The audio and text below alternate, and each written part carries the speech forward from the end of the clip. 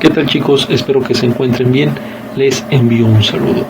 El día de hoy observaremos el tema de la inestabilidad política en Oriente Próximo y Oriente Medio.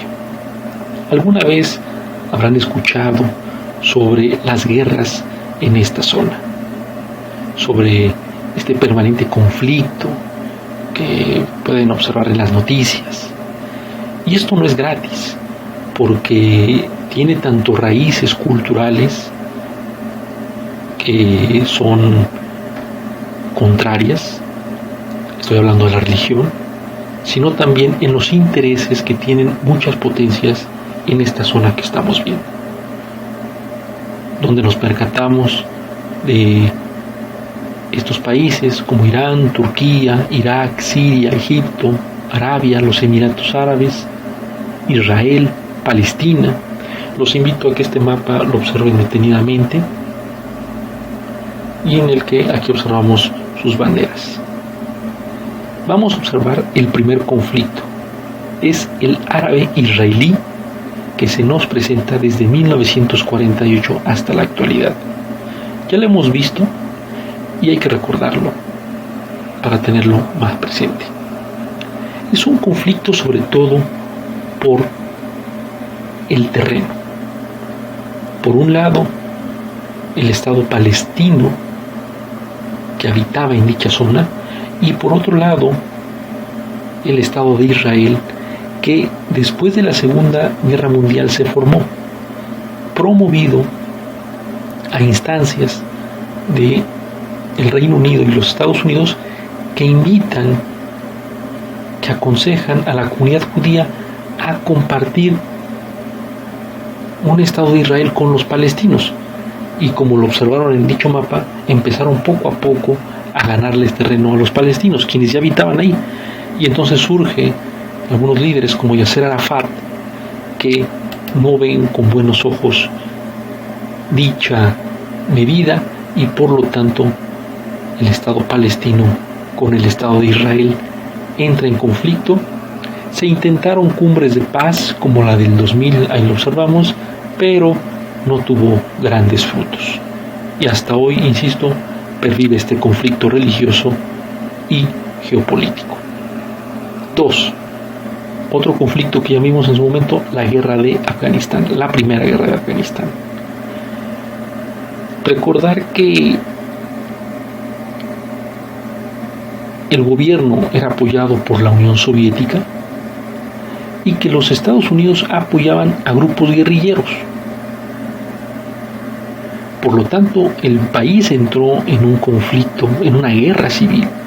Ahí observamos la ubicación de Afganistán, que finalmente se acabaría tras el retiro de las tropas de la Unión Soviética en 1989, y por lo tanto con la creación del Estado Islámico de Afganistán.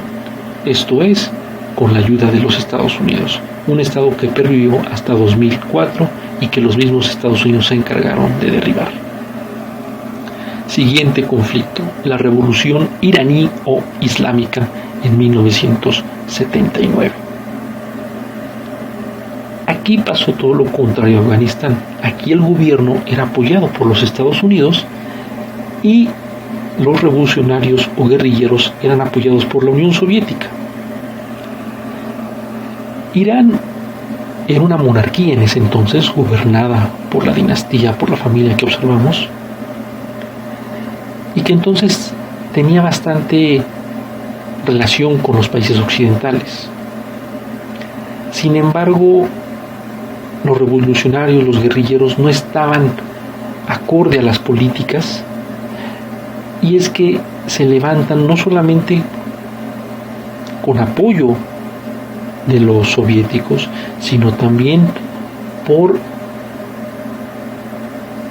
recordarle al gobierno que no requerían una cultura occidental, sino una cultura del Islam, protagonizada sobre todo por el ayatollah que vimos que era el principal líder de la revolución, y ahí lo observamos con Yasser Arafat, líder del Estado palestino.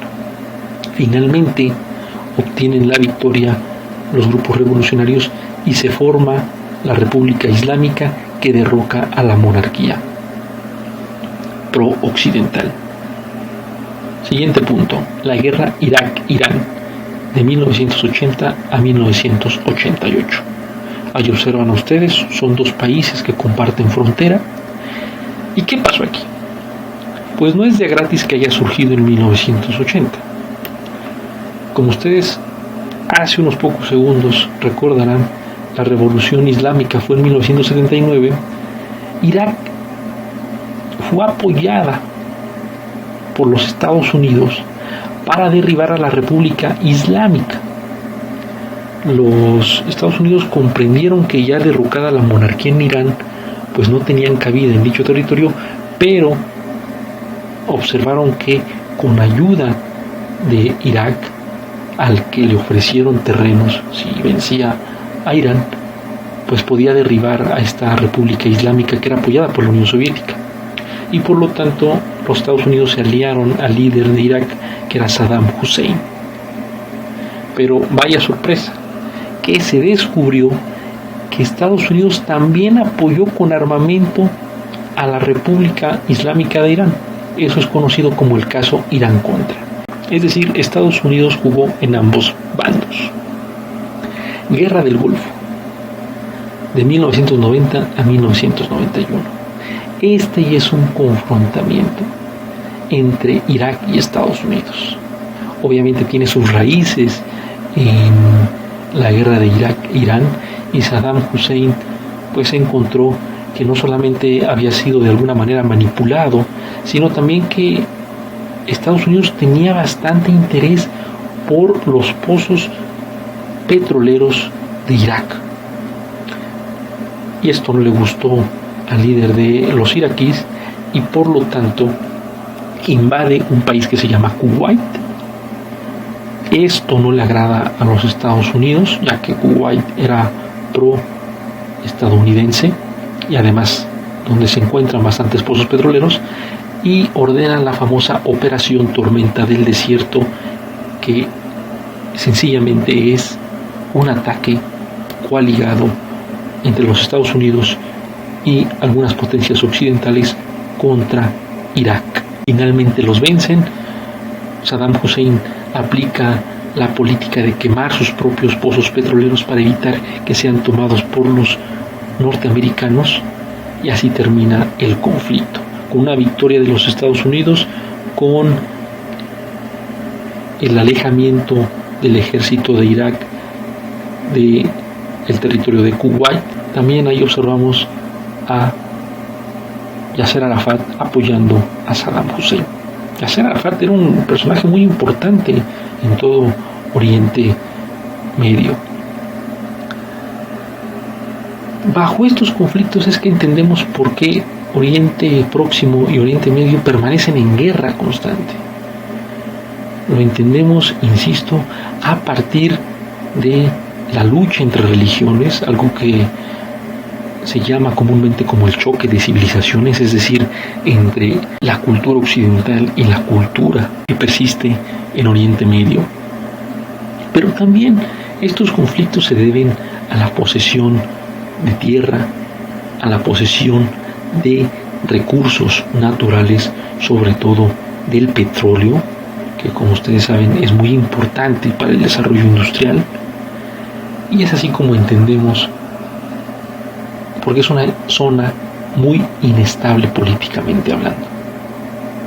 Una zona en la que ha funcionado como tablero de ajedrez, de disputas y de reparto entre las grandes potencias, sin importarles estas imágenes de comunidades totalmente acabadas, destruidas, y que, como observamos, de niños que han vivido no solamente su infancia, sino algunos incluso su vida adulta, e incluso muchos de ellos desde que nacieron han vivido en plena guerra. Es una situación muy triste porque, reitero, nuevamente, así como en su momento África, en su momento Asia, en su momento América, fue un botín para las principales potencias extranjeras, el Oriente Medio y el Oriente Próximo, también hoy lo vemos, es un reparto entre las potencias extranjeras sin advertir de los problemas sociales que desatan. Nos vemos la siguiente clase.